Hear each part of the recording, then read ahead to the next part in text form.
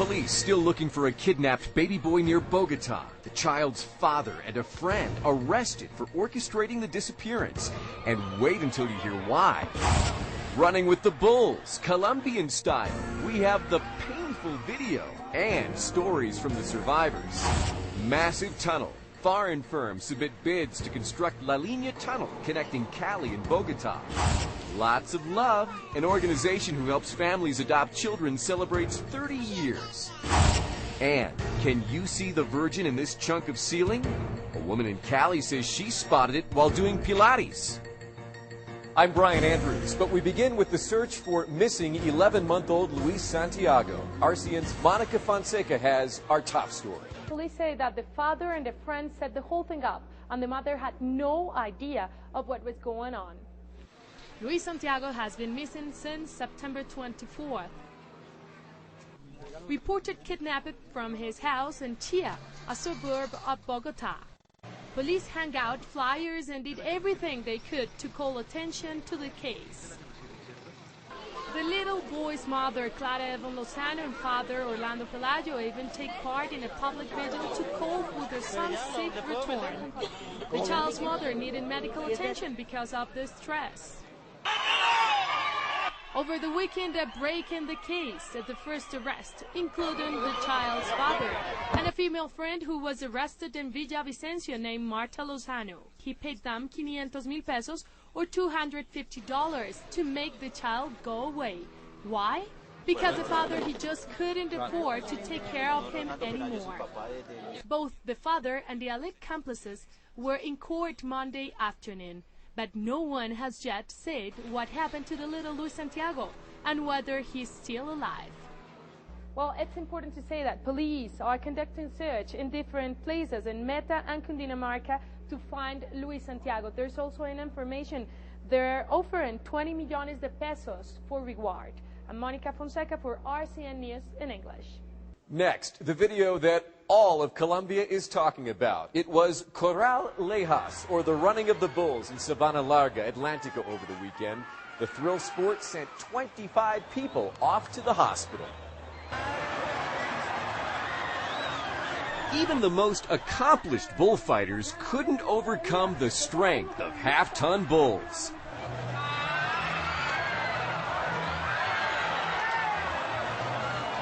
This weekend was the annual running of the bulls in Sabana Larga. A real thrill, a total rush, and a trip to the hospital for a 16-year-old boy who took part. I ended up getting hurt, he said. It was a little crazy, but I'm young and wasn't really thinking. Since the running of the bulls started on Saturday, 25 people have been injured, most of them first-timers. People had injuries to their arms and heads, she says. Others broke bones. Some had severe injuries. So look out, Pamplona, Spain. Colombia's Department of Atlantico has its own running of the bulls.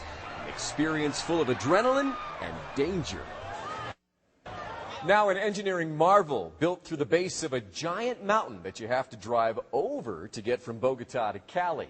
8 international companies have now submitted bids to complete construction of La Línea Tunnel.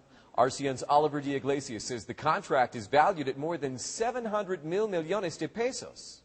Hi, it took 3 tries to punch through the mountains, but just a few months ago, engineers finally made it happen.